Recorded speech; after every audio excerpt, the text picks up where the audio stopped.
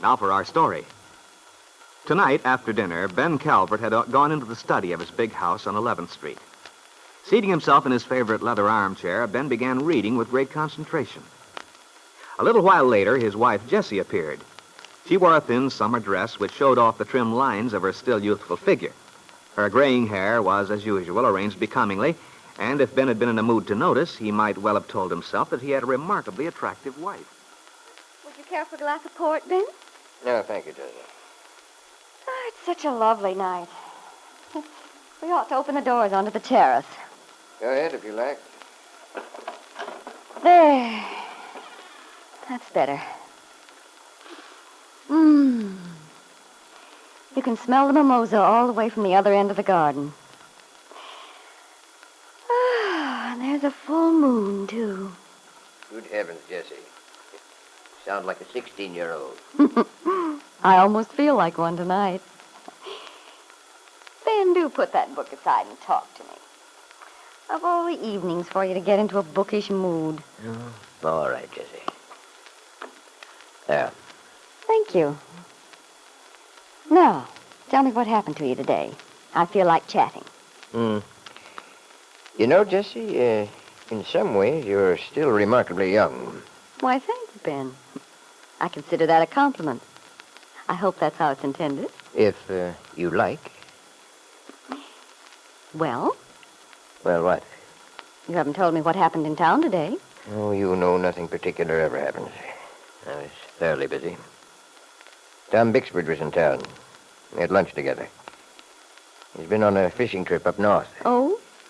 He gave me a bad minute or two. Asked after Kit, where she was and so on. Made me feel like a fool. I had to admit I didn't know. Wasn't that rather tactless of him? After all, you'd think he'd realize that the subject of Kit would be a sore point. The trouble was he hadn't seen a paper in 2 weeks on this vacation trip. So naturally, he hadn't heard anything about the trouble we've been having. Oh, well, that explains it then. Come to think of it, I had a little experience today myself. Mrs. Swanson called. Something about a rummage sale to raise money for something or other. I could tell she had something else on her mind, though. And finally, she came out with it. I suppose she made some crack about my being in cahoots with Kit about the baby. Well, that was the implication. Naturally, she didn't say it in so many words. But I can tell you I put her right where she belongs. I told her you'd been absolutely guiltless in the whole thing, that Kit had taken advantage of you. How dreadfully shocked we both were. By the time I was through with her, she was falling all over herself, apologizing. Well, I'm sick of the whole subject. So far as I'm concerned, I'd like to forget I ever had a daughter. I wish everyone else would, too. That's all very well, Ben, but sooner or later, when Kit runs out of money, she'll come home again. Oh, no, she won't. Even if she does, it won't do her any good. Well, Ben, if you feel that way... I do feel that way, believe me. You sound as if you plan to formally disinherit her. That's only logical, too. The way things stand, Kit's provided for very nicely. Insurance, trust funds. Oh, well, the money. I'm not prepared to go through a lot of rigmarole about that. That's the least of it. After all, she's still my own flesh and blood, Jessie. I see. But I'm tired of discussing her, thinking about her. Well, I don't blame you. Say, I have a bit of gossip for you at that, Jessie. Guess who's back in town? Can't imagine. That Cameron chap, the one with the funny name, Brett.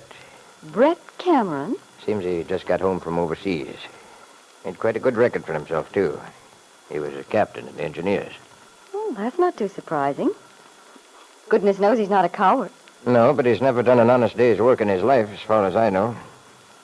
Went through every dime his people left him, except some little monthly income the family had sense enough to tie up in a trust fund for him. Where's Brett living now? The same place, over on the other side of the river, across from David Bowman's. Oh, yes. He sold the big house a long time ago, didn't he? He lives in that cottage they kept for a guest house in the old days. Yes. Well, he's back.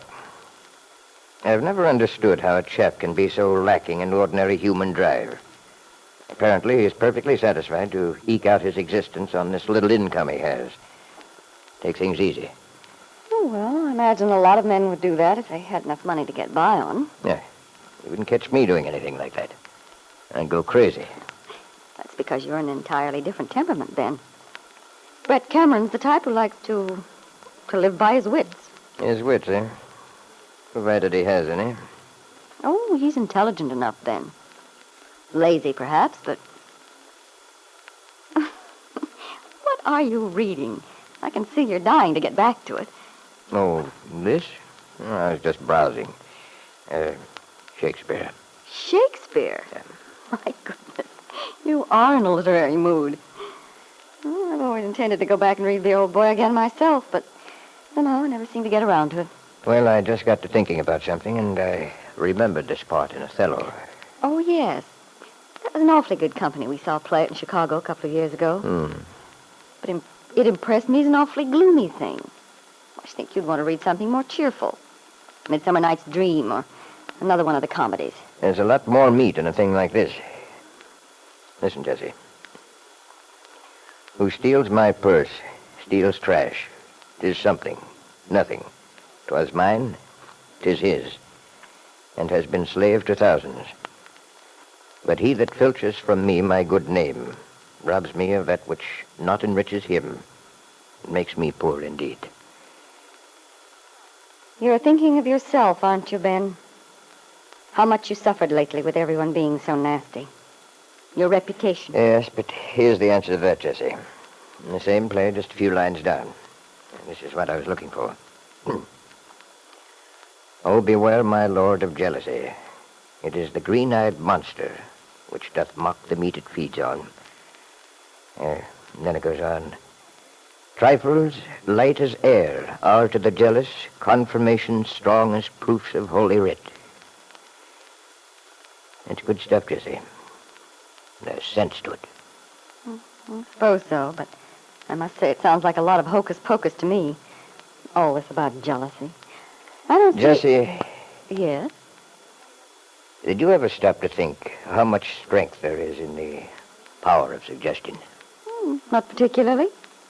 Except that everyone uses it one way or another to get what he wants from people. You bet they do. But if it's handled properly, a clever man can do a lot that way, indirectly. Like this fellow Iago in the play. A hint here and there, a false lead. And he managed to persuade the husband that his best friend had betrayed him. That his wife was faithless. Well, heaven knows people are always ready to believe the worst. Look at the way everyone jumps on you on account of what Kit did. Exactly. I've been thinking about that. When actually, if they had any sense, they'd put the blame right where it belongs. On Kit. I don't know about that, Jesse. You're prejudiced on that score, you know. For my money, there's someone else who deserves to take the rap. Someone who's gotten off scot-free so far. But if I have anything to say about it, he's going to get what he deserves before very long.